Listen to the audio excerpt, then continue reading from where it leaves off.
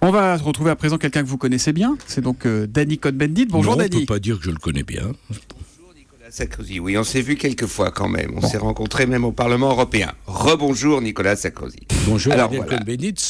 Ça fait pas de nous des gens qui se connaissent forcément très bien. Non, Bon, vous n'êtes pas des amis, mais vous pouvez vous parler. Alors. Danny, vous avez envie de parler des migrants, vous, avec Nicolas Sarkozy. Ils ont plus la cote, les migrants. Le temps de l'émotion est passé, visiblement. Oui, alors ce ne sont pas des migrants, Thomas Soto, ce sont des réfugiés d'abord. C'est pas tout à fait la même chose. Donc, une photo, le 10 septembre 2015, Nicolas Sarkozy, la photo du petit Aylan, a choqué le monde, a choqué beaucoup de citoyens en tout cas. Et depuis, donc votre copine, celle dont vous dites qu'il n'y a pas une feuille de papier qui passe entre vous et elle, c'est-à-dire Angela Merkel, imaginez, Nicolas Sarkozy, que vous êtes président aujourd'hui.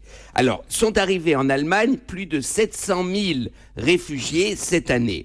Et Angela Merkel a des problèmes aujourd'hui de l'organisation.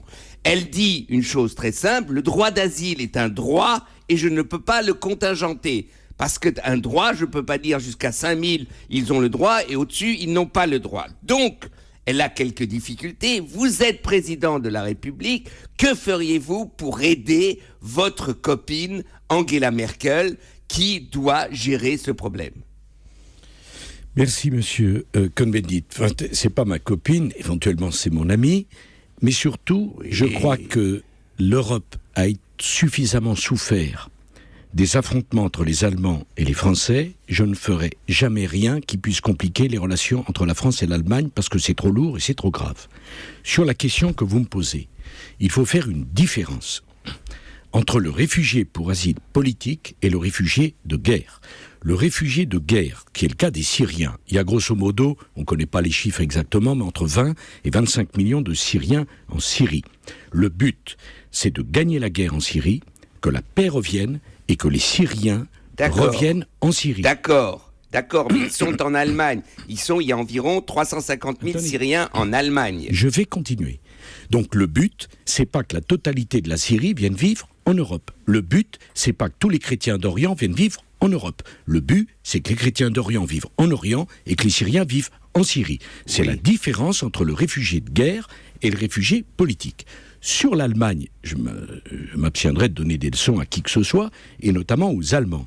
Mais je pense que les déclarations de Mme Merkel, à un moment donné, ont été imprudentes, de laisser penser... Donc vous lui donnez des leçons. Quand vous dites que quelqu'un est imprudent, vous faites la leçon. Quand un professeur me disait à l'école, vous êtes imprudent, il me fait la leçon.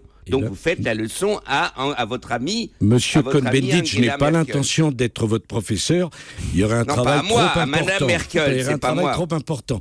Même si vous êtes un élève doué, il y aurait beaucoup de choses à reprendre. C'est ce que disaient mes professeurs depuis il y a 50 ans. Mais je vous voyais plus jeune, vous voyez. Ah, vous voyez, voilà. Bah oui, s'agissant de cette question extrêmement sérieuse, nous devons définir une nouvelle politique d'immigration en Europe.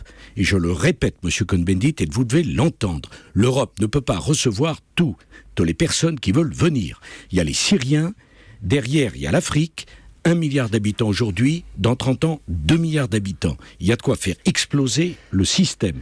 C'est une priorité absolue. Personne ne dit ça. C'est une priorité absolue d'organiser le développement de l'Afrique. Enfin, bien sûr. Je considère que c'est une grave erreur, je persiste et je signe, que de laisser à penser à la Turquie qu'elle peut rentrer en Europe. C'est une erreur monumentale, c'est un désaccord que nous avons depuis bien longtemps. Je persiste et je signe. La Turquie est en Asie mineure, la Turquie n'est pas en Europe. Merci beaucoup Nicolas Sarkozy et Danny Cohn-Bendit. Danny, on vous laisse. Nicolas Sarkozy, on vous garde.